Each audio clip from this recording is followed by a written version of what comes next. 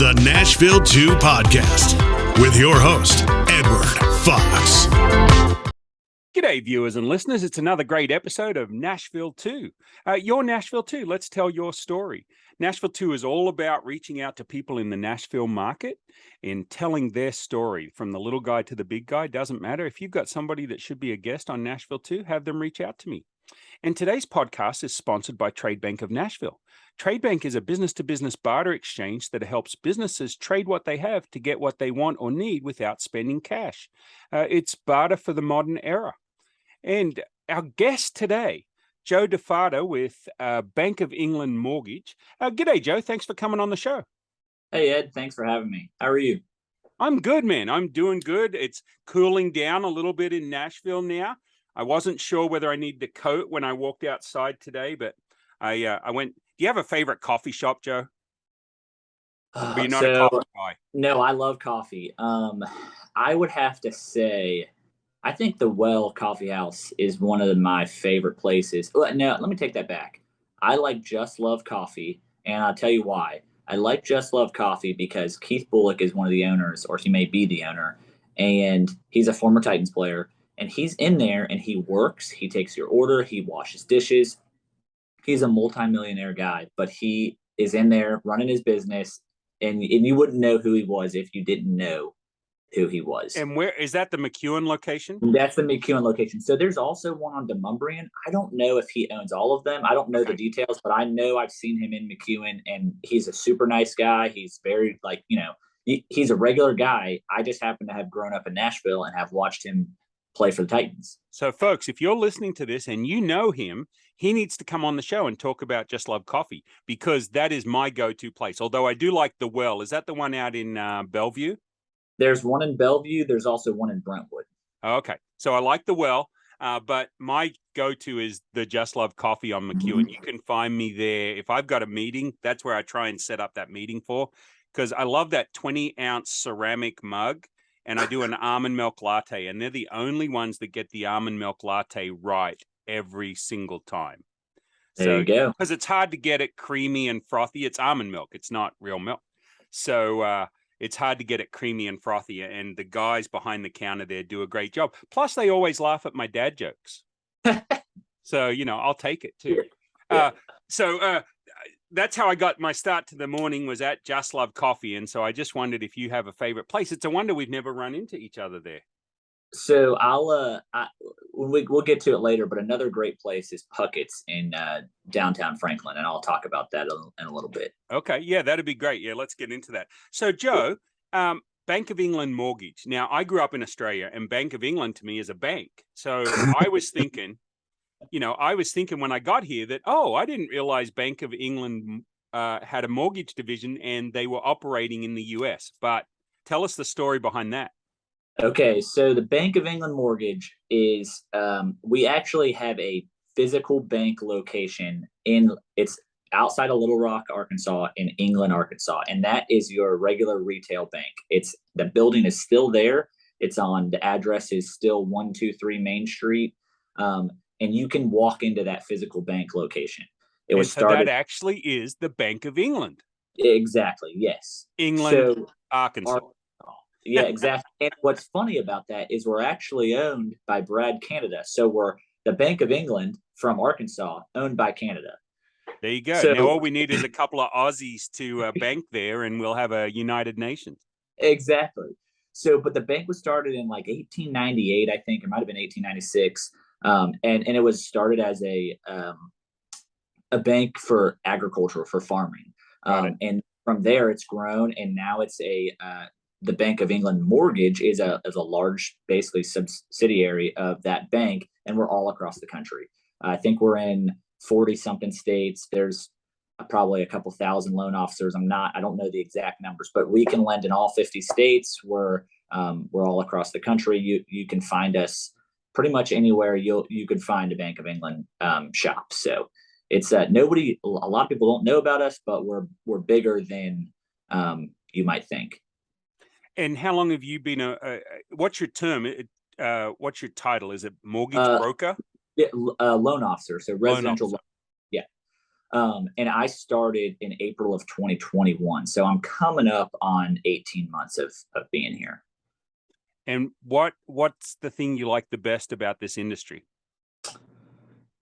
So that's a hard question. I like a lot about it, but one of the things that's great is so my background is in home building. I grew up building houses, and my family owns a home building business in Williamson County. And I was building $1 million homes. And while that was great, I mean, I was in these awesome homes every day. But it's when you're at that price range, there's the customer that you tend to get is for my personality just wasn't the customer that I loved to work with.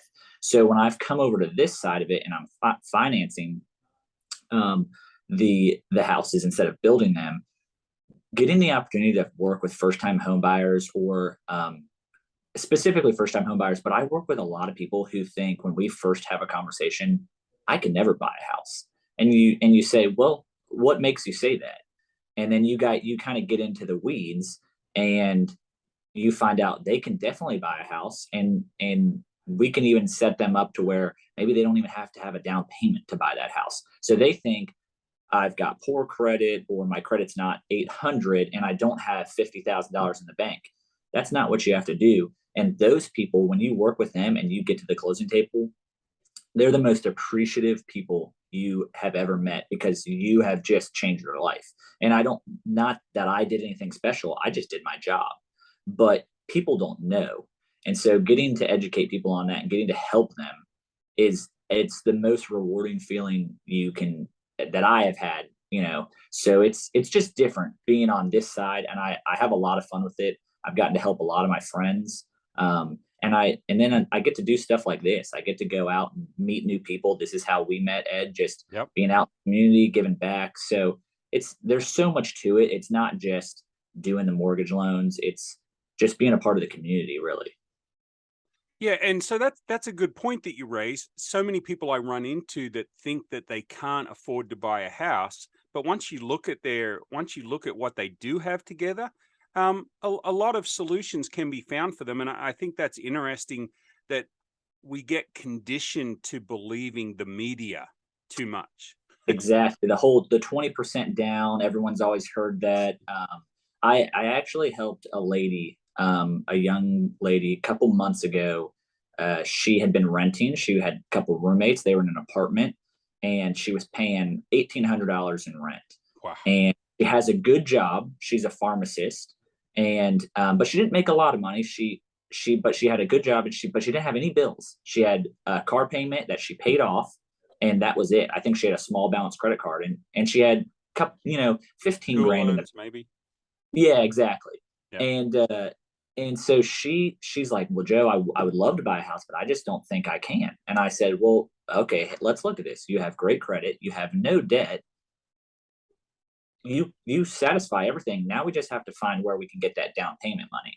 And I found a program for her, and it's not any hidden secret. It's something that we do all the time. And she closed on the house for $1,500.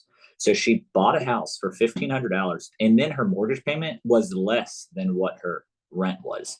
And she's living alone. She doesn't have to have roommates anymore. And I think she was 30-ish. So she was kind of at that point in her life where she was ready to not have roommates anymore, have her own piece of land, piece of property, home to go home to every day. And it was like a no-brainer. Right. She was going to spend that money on rent anyway. So that's the kind of person that makes this, they're the ones who say, I could never do this, or I don't have, and you just say, let's just look at it. And there we found her a solution. Right. Exactly. And then I'm a big fan. I'm a Kiyosaki fan. If you've ever read Rich Dad, Poor Dad, Robert Kiyosaki. You ever read that book? I've heard of it. I'm not much of a reader.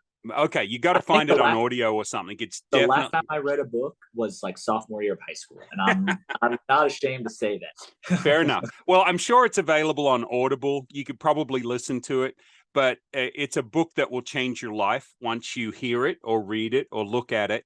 And I'd be buying the house, and then I'd be renting out the 2 extra rooms to roommates to pay off the house. So that's kind of what I would do. But you're right. You get to that point where Alice and I, our kids are grown and they're gone. And my dad always told me, he said, look, as soon as you get your kids out of the house, you need to move to a smaller house. Otherwise, they'll come back and they'll multiply. Right.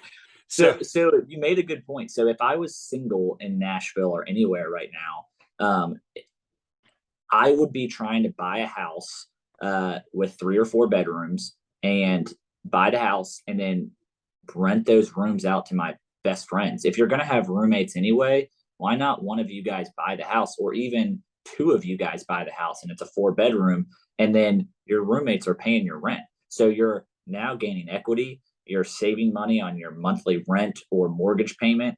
It's just, if you can qualify for the house, it seems like a no-brainer, and it's setting you up for so much success. I think the average first-time home buyer age is 33. Right. If you're 25, 26, 27, and you can buy that house and you're still going to have roommates, you're single. I think that is, I'm very happily married. I love my wife. We've been married for almost 3 years now.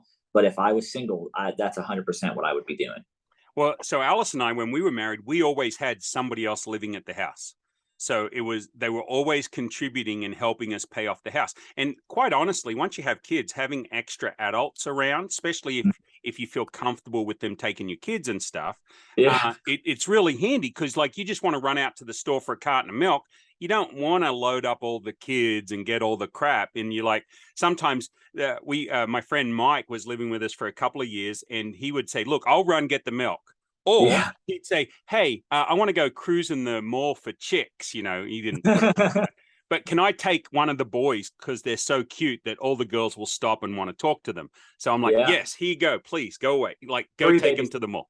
So having those extra bodies around that you trust are kind of handy, even when you're married and you got kids or pets to take care of. Having those extra set of hands, even if it's just helping with making a meal occasionally. So we always.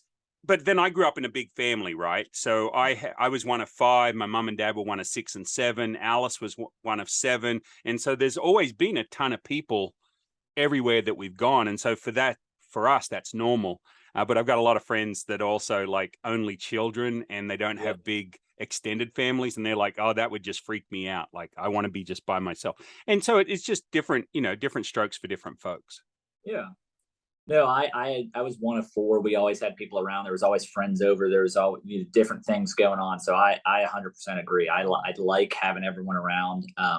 If I had a little bit bigger house, I probably would have someone just move into a room or whatever, and help, I guess that helps them. It helps me. They get cheap rent. I can help pay my mortgage. Right. Exactly. So, but I had roommates in college who, one of them was an only child, and I could always tell, like, we're hanging out, and he was always a lot of times retreated into his own room, because I think he would get overstimulated a little bit with all people. He's like, I need to get away. I'm not used to having all these people around here. And then he'd come out and he'd hang out for a little bit. Then he'd, go back into his room. So it's funny how different people are. Are you a gamer at all? Do you play any types of games, board games, computer games, anything? So growing up and in college, I was like any other boy. I played a lot of Xbox, a lot of PlayStation. Today, I don't think I've turned my PlayStation on since I got married, but one of my wife and I's favorite things to do is with other friends and other couples that we like to hang out with is play cards, play board games. We'll try any game. Sometimes we're like, this game's great. Sometimes we're like, that game was terrible. Let's not play it again. Right. But there's, we definitely have a few different, probably 3 or 4 different couples that we like to play cards with, and we'll have everyone over, open a bottle of wine or whatever, order a pizza, and just play cards for hours. Right. What's your card game of choice? Okay, so we play Presidents. Have you ever heard of that? No, I never have. Okay, so it's really simple. But you can play with as many people as you want, but basically you're just trying to get rid of your cards as fast as possible. Okay. And what happens is that if you go out first, then you go president, vice president, and then depending on how many people, you may have like middleman, and then you have like first loser, second loser. So when you deal the next hand, you get your hands, and the president goes to the person who was last place, and they get to choose 2 of their cards.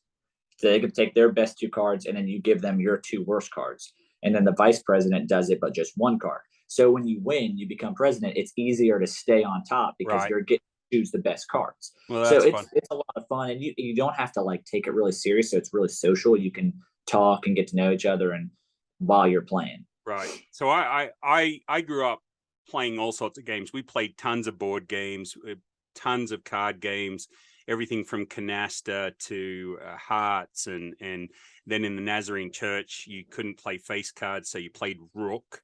Was a game called Rook, and you played a lot of Uno and Go Fish, all that sort of stuff. And so it's funny, we talking of only children, that was my whole point to get back to this, is we were at a Thanksgiving dinner, and one of the couples, one of the spouses was an only child. And so we were going to sit down and play a game of Monopoly. And she goes, I want to play. And I said, no, you don't. She goes, yeah, I do. I said, no, the first hour of this game is going to be discussing which rules we're going to play by. She goes, an hour? I said, yeah, because we'll all have opinions, and because we come from different families. And she's like, no way. I said, yeah. She goes, I don't believe you. So she sits down. Of course, are we doing free parking? Are we doing this? Are we doing that? Like, do we have to actually auction off the Monopoly cards? If, are we playing by the rules, or are we playing by our own rules? And so you write down a list of the rules that you're going to play. I'm used to doing that because I would play Monopoly with 7 different families, and we all had a favorite freebie rule. Yeah. And she threw her money down, and she said, I'm out. I can't handle this. And so I think Monopoly is a game, I haven't played it in so long because it takes so long. It's a fun game, but who wants to start a 3-hour game? See, with me, I'm like, whatever. Are you a Settlers of Catan fan? It's funny that you asked that, because that game, so I had a friend in college who was like, this is the greatest game ever. And I've looked at it at Christmas time to buy 2 years in a row. And my wife's like, we don't know anything about this game. Why are we going to buy that? And I'm like, I just hear it's good. Well, she's never let me buy it. And then, so I've started to ask everyone that likes to play games, and they're all like, Catan is amazing. Catan is amazing. So we have a friend, they just moved here, and they moved here from California, and they were waiting for the rest of their stuff to come. And one of the things is that game. Right. But now the stuff is all in a storage unit, so we haven't got to play yet. So soon we'll get to play, and I'll get to find out what all the hype is. The first time, I have to admit, the first time is not fun, because there's a lot of stuff to learn, right? Yeah. So you got to give it half a dozen games, and then you get into the bargaining and the different stuff, and it's great. My kids, I've always been a big gamer. I played Magic the Gathering. I actually ran Magic the Gathering tournaments, which is a trading card game invented back in the early 90s, and loved that. And then my kids grew up. We did Pokemon tournaments and played the Pokemon card game, and then we've always played board games. So anyway, so I just love games, but it's hard with an only child to put them in amongst a big board game battle if they haven't grown up in that. It's just fun watching people. Anyway, so folks, we went off on a tangent there, and I used up a lot of Joe's time, but Joe's a great guy with Bank of England Mortgage, and definitely if you're looking for a mortgage, you want to reach out to him, because he can educate you, and he's not... what's the word? He's not jaded by the industry, right? You haven't lived through a lot of the garbage that other people have had to live through in the mortgage industry. So you still enjoy finding those little niche or niche. I don't know whichever I would say niche. Yeah. So yeah, go ahead. Oh, I was going to throw it over to you, actually. Yeah. I just, for me, honestly, I might even still be too naive to the business, but I love what I do. It's like I was talking about earlier, building houses. That's kind of what I grew up in, and that's all I ever knew. Well, doesn't that give you a good perspective, though? Well, that's kind of the thing, is that I think that almost at times I have an upper hand, because I kind of understand the process of a house being built a little bit more. I've just, for 27 years, I've lived in the housing industry. And when I went off to college, I was in a finance degree that was a concentration on real estate. And I'm sitting there and I'm taking a class on mortgages. And I had no idea that I was going to be doing mortgages, 5 years from then. But I can remember sitting there going, if I decide I don't want to build houses, I might be able to do this like real estate banking thing. Like I didn't even know what it was, right? So, but it's been fun because being able to have the conversation with realtors, and I knew the lingo and the verbiage right off the bat, and I'm able to. One of my favorite things is when a realtor calls and they say, "Hey, we just got this inspection report and I don't know what this is. Can you look at it for me?" And I can say, "Yeah, send it over." Sometimes I know exactly what it is. Sometimes I have to say, "Let me call the guy that I used to use for HVAC. He'll take a look at this and tell me what we need to do." So it's you know just, and those are people that I've known for 20 years, because being how my dad was in the housing industry around here, I've been around all those people since I was 5. They call me Little Joe. So my whole life, my dad's name is Joe. He's Big Joe. I'm Little Joe. And so I've known all these tradesmen for, since I could walk. And so now I can, call them up and say, "Hey, it's Joe. I got a quick question for you. I don't want to take up too much of your time. Can you help me? I have a customer that's in need." And it's, it's no more than a friend asking for a friend's help. So it's been fun in that way, because I still get to be in the industry, just on a different side of it. Right. And that's probably another whole podcast, but it'd be interesting to find out what your family's reaction was when you decided you were going to leave the construction industry. I see you're already laughing there. So we could talk for hours on that. It was hard for sure. 100%. It was really hard. My brother's in the business. My mom's in the business. But I think for me, it was one of those things, as I was just saying, that I was always Little Joe. I grew up in a big family. We were all athletes. When I went to middle school, I was David Defatta's little brother, Sarah Defatta's little brother, Catherine Defatta's little brother. I went to high school and I was the same thing.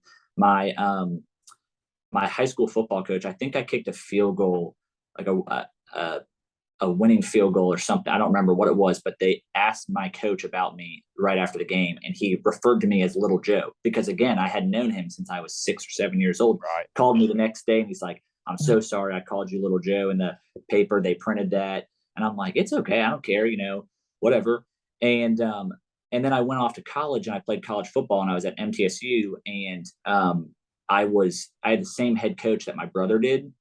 And I was still David Defatta's little brother. And when I left, I told my brother, I said, "I've loved being your brother for the last 25 years, but I've always been David Defatta's little brother. I want to go be Joe. I'm going to go be Joe, and I'm going to figure this thing out on my own." And he kind of looked at me and he was like, "You know what?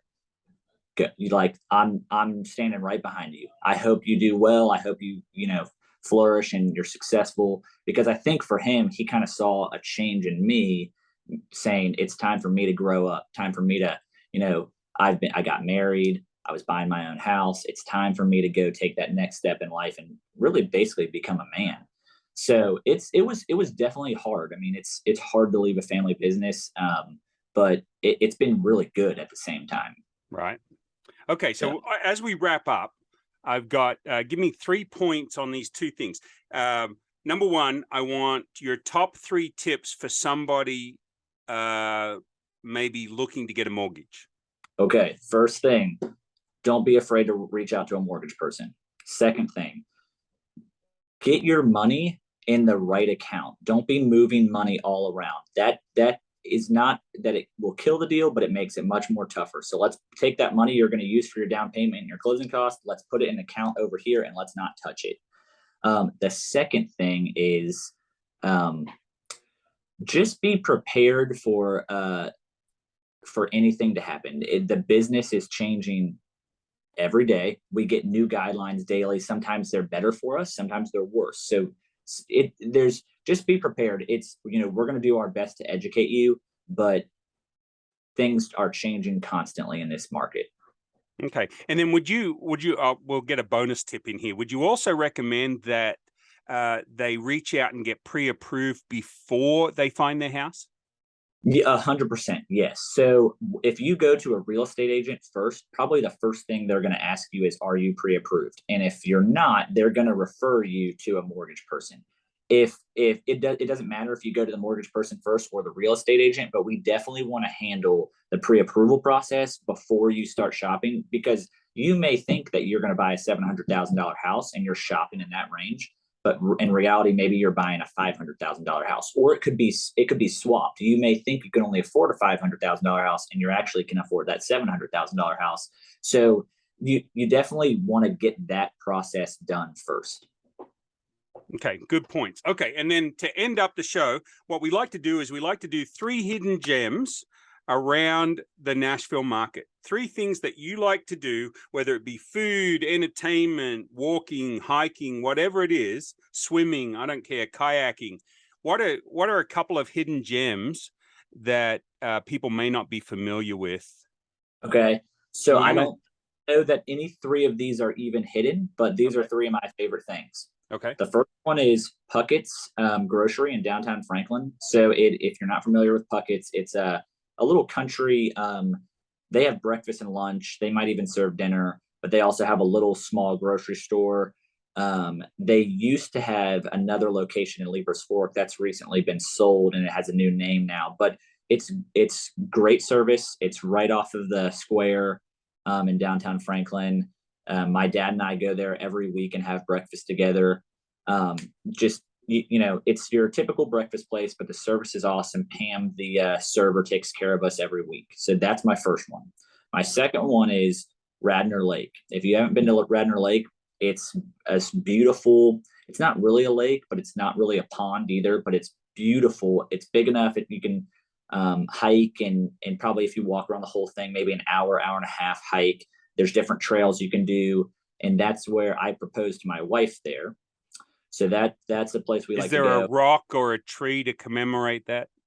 No, that's probably another podcast, but I went there with my sister the day before. We found a spot. My sister hid in the bushes. I kind of timed up when I needed to start talking. And then what I realized is I didn't prepare nearly enough to say. So I kind of started repeating myself until we got to the spot. And I'm like, okay, here it is. And my sister hopped out of the bushes and got the pictures, and everything was great. And then the last one, this is one of my absolute favorite things, is if you haven't been to a Nashville Predators game, you have to go to a Nashville Predators game. The fan experience there is awesome. I take, and it doesn't matter if you're a girl, you're a guy, if you know anything about hockey, you will have a good time. When I was in college at MTSU, I would just buy tickets in the morning and just tell my friends hey, we're going. The tickets were $10 at the time, and they didn't know anything about hockey at all. It could be country boys from East Tennessee or some guys from Atlanta, and none of them knew anything about hockey. We would walk in, and when we were leaving, they would look at me and say, when are we coming back? So if you don't have to know anything about it, you don't have to know the rules. You just go and be ready to have a good time. And the energy in the building is awesome. It's like SEC football. So yeah, those are my 3 hidden gems. Awesome. Hey, thanks, Joe. Joe, if somebody wants to get in touch with you, what's the best way for them to find you?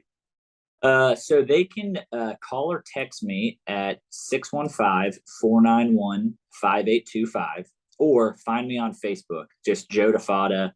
I'm on LinkedIn as well, but those are probably the best ways. And then other than that, just reach out to Ed. Maybe he can pass along my information as well. There you go. And they can also Google Joe Defatta, Bank of England Mortgage too, or just if they don't even know how to spell your last name, they could just do Joe Bank of England Mortgage, and it brings you up actually on the website and stuff as well. So, perfect. Hey, thanks a lot for being on the show. Hey, I really appreciate you having me on. This is a lot of fun. Yeah, great.